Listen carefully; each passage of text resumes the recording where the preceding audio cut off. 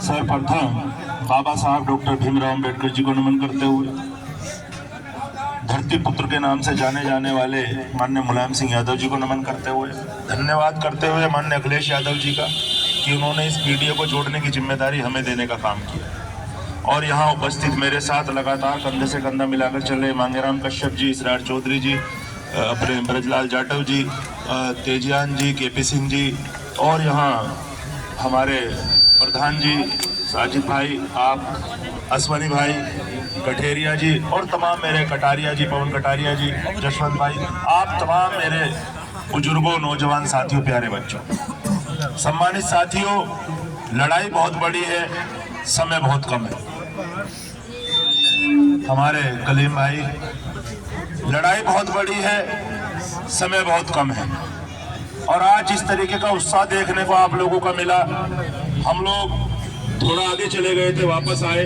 कायदे में तो हमें रथ के साथ ही आना था, लेकिन क्योंकि आपने गली के अंदर प्रोग्राम रखा इसलिए हम लोग कंफ्यूज हुए और हम निकल गए।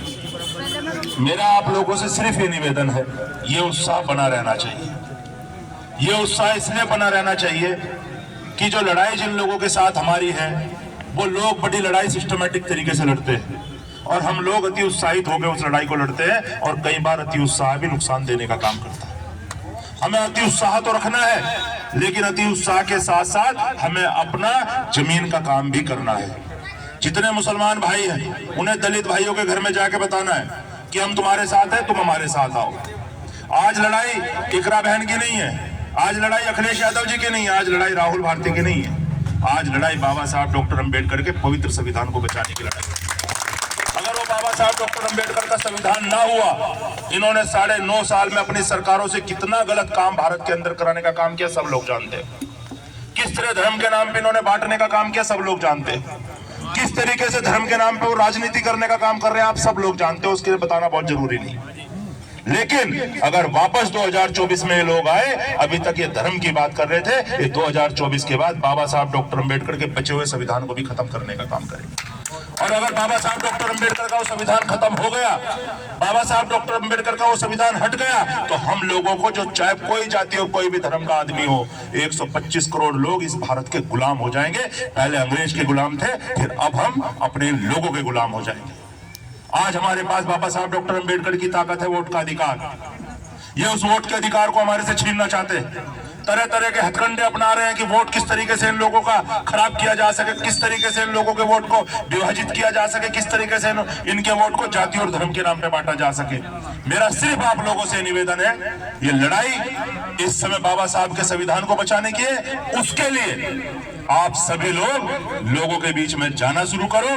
अति उत्साहित होना बहुत अच्छी बात है, लेकिन अति उत्साह के साथ लोगों के बीच में जाकर उन्हें समझाना शुरू करो, उन्हें बताना शुरू करो कि जब यहाँ आज अगर एक और बात भी बता दूं, अगर आज आजाद भारत के अंदर कोई बाबा साहब के संविधान की रक्षा की बात कर रहा है खुले मन से, अगर कोई बाबा साहब की बात कर रहा है खुले मन से, चाहे जितने भी राजनीतिक दलों भारत के अंदर, और खुले मन से आज कोई भारतीय जनता पार्टी की मुखालफत कर रहा हो, वो सिर्फ और सिर्फ अखिलेश यादव है। आज अखिलेश यादव खुले मंच पे मीडिया के बीच में खड़े होकर बोलते हैं कि इन पीडीओ के लोगों को सम्मान दिलाने का समय आ गया, बाबा साहब डॉक्टर अंबेडकर के संविधान को बचाने का समय आ गया। आज एक नेता हमारे लिए लड़ने की बात करता है उन लोगों के साथ।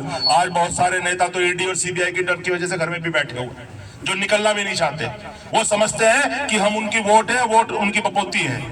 उन लोगों को बताने का समय आ गया है कि हम किसी की बपोती नहीं है, हमारे पास वोट का अधिकार बाबा साहब की वजह से है, और बाबा साहब के संविधान को बचाने के लिए वोट के अधिकार का यूज करेंगे। ये बताने की जरूरत है। तो मेरा आप सब लोगों से यही निवेदन है, फिर कभी आएंगे, फिर बैठ के बात करेंगे। जिसका भी सिंबल हो, सिर्फ और सिर्फ समाजवादी पार्टी दिखनी चाहिए, और दिखनी चाहिए भारतीय जनता पार्टी को हराने वाली। आप लोगों को देखना है, आप लोग बहन के साथ जिस तरह उत्साहित हैं, ये अपने आप में एक ऐतिहासिक बात है। कल 12 बजे आपने इन्हें कहा, और आज इतने लोग इकट्ठा हुए, अपने काम छोड़ के आप लोग इकट्ठा हुए। सब लोग यहाँ मजदूर हैं, कोई मजदूरी करता है, कोई दुकान चलाता है, कोई नौकरी, छोटी मोटी नौकरियां करता है। आप सब लोग अगर आज अपना काम छोड़ के यहाँ लगे हो, तो मुझे पूरा विश्वास है कि यहाँ हम बहुत मजबूत स्थिति में हैं। और यहाँ इस बार चाहे योगी आके पर्चा बांट ले, चाहे खुद मोदी जी आके पर्चा बांट लें। इस बार वो नहीं होने वाला है जो पिछले चुनावों में हुआ है, क्योंकि बहन जी का बिल्कुल कहना सही है। वो जब जब पर्चा बांटने का काम करेंगे, जब जब हम एकजुट होकर मतदान करने का काम करेंगे, जब जब हम इकट्ठा होकर अपनी ताकत का प्रदर्शन करने का काम करेंगे। मैं आप लोगों से विदा चाहूंगा, हमें आगे भी जाना है, लंबा रास्ता है। इस यात्रा का मकसद सिर्फ इतना है, मैं कल भी कह रहा था, अभी फिर कह रहा हूं, आप सब लोगों को समझना। एक कहावत है, एक जंगल जल रहा था, उस जलते हुए जंगल में एक चिड़िया बार बार अपनी चोंच में पानी लाती और उस आग पे डालती, उसे बुझाने की कोशिश करती। तो जो उसके और जानवर थे, जो बड़े जानवर थे, हाथी थे, शेर थे, घोड़े थे, वो सब उस चिड़िया को कहते कि क्या तू पागल हो गई, क्या तू इस आग को बुझा लेगी, चिड़िया भाग जा, जल जाएगी। उस चिड़िया ने कहा कि ये जंगल मेरा है, मैं यहाँ पैदा हुई हूँ। उस चिड़िया ने उनसे कहा कि ये जंगल मेरा है, मैं यहाँ पैदा हुई हूँ, मेरे बच्चे यहाँ पैदा हुए, मेरा घर यहाँ है। आज मेरा घर जल रहा है तो मैं भागूंगी नहीं, कोशिश करूंगी इसे बुझाने की। अगर मैं बुझाते बुझाते खुद भी जल गई मुझे कोई फर्क नहीं पड़ता। जब कल जंगल का इतिहास लिखा जाएगा, उस दिन मैं इस जंगल को जलाने वाली नहीं, बुझाने वालों में गिनती होगी। आज सम्मानित साथियों, भारत जल रहा है, भारत के अंदर संविधान जल रहा है।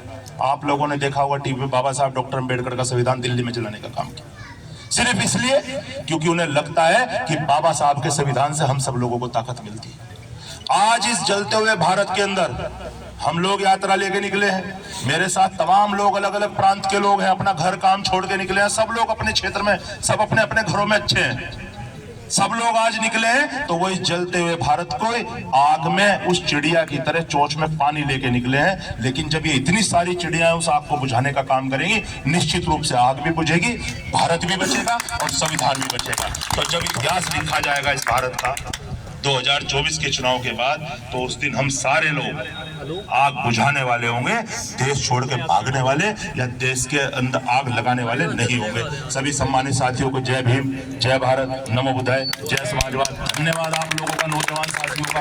ये उत्साह ऐसे ही बनाना है, सब नौजवान साथियों का, जितने मेरे नौजवान भाई आपके अलग अलग बिरादरियों में लोग साथी हैं, उन सब लोगों को गले लगाओ।